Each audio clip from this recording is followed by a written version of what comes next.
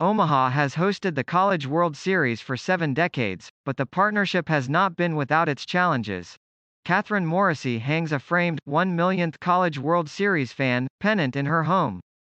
Her grandfather Raymond Maaske grabbed it in 1972 as he walked into Omaha's Johnny Rosenblatt Stadium, home to the NCAA's Division I championship baseball tournament from 1950 to 2010. It's a family heirloom, she says. A keepsake that is really precious to us.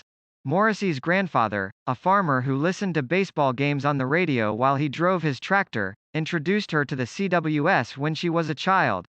Now the first executive director of CWS of Omaha, Inc., the nonprofit organizing committee that plans the event each year, Morrissey has spent more than 30 years aiding efforts to preserve Omaha's hometown home run. In 2008, the NCAA and CWS of Omaha signed a contract that will keep the College World Series in the city through at least 2036. Omaha has hosted 71 CWS tournaments since 1950. Local kids go to games before they can walk. Couples get engaged in the stands. Newlyweds take photos by the stadium. The event has grown from being fully managed by volunteers and played in a mid-century stadium to having year-round employees and a 24,000-seat ballpark. The partnership between Omaha and the CWS has survived early financial struggles, a venue move and the COVID-19 pandemic. This year, the CWS is back to rolling out the red carpet for the top 8 college baseball teams, locals who've gone to games for generations and fans from across the country.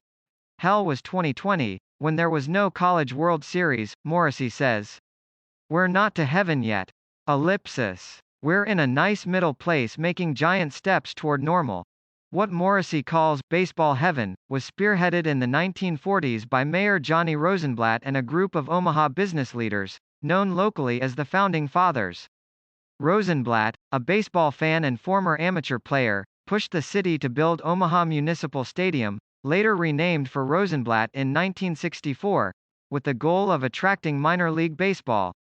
Once the stadium was completed in 1948, Rosenblatt promoted the venue to host everything from NFL exhibitions to the American Legion Little World Series. The Founding Fathers came upon their golden opportunity when they traveled to Wichita, Con. for the 1949 CWS. The tournament was in its third year and had been played in Kalamazoo, Mich. before the move to Wichita. The group successfully pitched Omaha to NCAA officials, and the city hosted its first tournament in 1950. The CWS failed to turn a profit for 10 of its first 12 years in Omaha, but the city rallied around the event.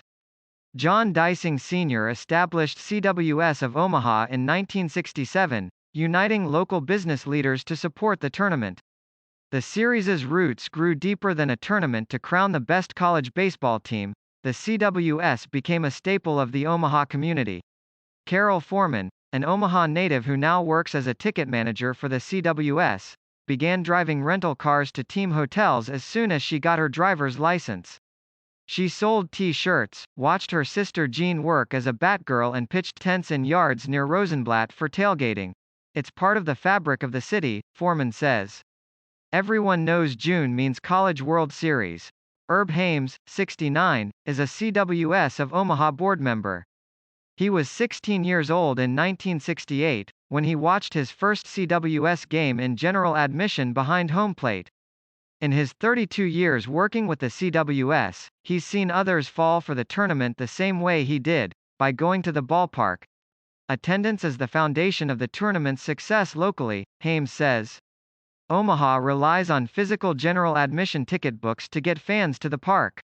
Since 1989, he has recruited anywhere from 75 to 100 people each year to sell books of 10 general admission tickets to any CWS game.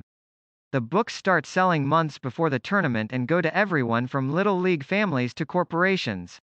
The price for a book has tripled in the decades since, selling for $30 in the late 1980s and climbing to $90 in 2019.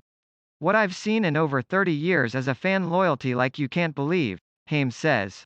Local service clubs have been welcoming athletes, coaches and their families to Omaha since the 1960s. Volunteers drive teams from the airport, take them around the city and serve as contacts if players need emergency dental appointments or coaches need babysitters. Jim Costello has hosted CWS teams since 1983 as a member of the Kiwanis Club, and the relationships last for years after the team's final out is recorded. After he hosted 2008 national champion Fresno State, the program invited him to California to be honored at a football game. He's friends with Ray Tanner, the South Carolina athletic director who coached back-to-back championship teams in 2010 and 11. Some coaches will send him Christmas cards. I've talked to some of these folks throughout the years, and they remember their experience in Omaha, Costello says. That says we've done a good job. Maintaining the 70-plus year connection between the CWS and Omaha hasn't come without behind-the-scenes challenges. Though Rosenblatt Stadium had been the tournament's home base for 6 decades, the venue needed an upgrade to address issues with parking and seating capacity. In 2008, the NCAA and CWS of Omaha agreed to a 25-year contract and the $140 million construction of TD Ameritrade Park Omaha, 3 miles up the road from Rosenblatt. It wasn't easy for the CWS community to let go of Rosenblatt. Hames remembers the disappointment of season ticket holders those first few years after they were told they'd have to move from the seats they'd had for generations. TD Ameritrade Park is celebrating its 10th anniversary this year, but Morrissey still catches herself calling it the new ballpark. The certainty of a long contract with the NCAA didn't mitigate any effects the COVID-19 pandemic had on the CWS. Morrissey says the cancellation of the 2020 tournament put the community in stunned silence.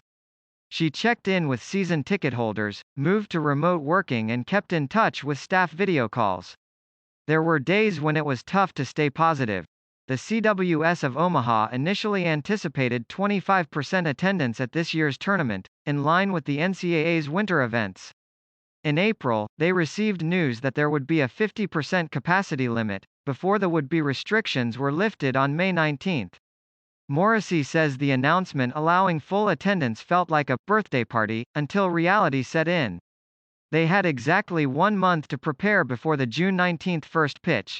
To Christina Engdahl, that month-long scramble felt much shorter.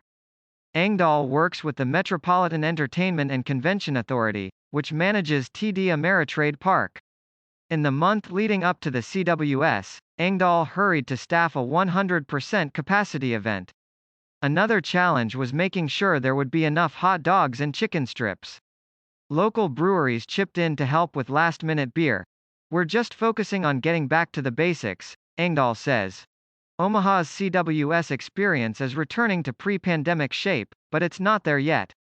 The service club hosts aren't able to feed hundreds of steaks to baseball players. There are no physical ticket books, everything is digital. The beloved general admission seats shifted to reserved seating. As a result, ticket prices have shot up this year. The lowest price for a Game 2 championship seat was $234 on Ticketmaster as of Tuesday morning. Morrissey is often asked whether the general admission line will be open next year. Lt. Mark Dessler, a 25-year veteran of the Omaha Police Department, has noticed a difference in this year's CWS. There are plenty of fans at the ballpark and plenty of people walking around town, he says, but it doesn't feel the same yet. Morrissey is optimistic the CWS will make its full return in 2022. She finds hope when she looks out of her office window and sees a familiar view. Baseball fans young and old walk up to the ballpark.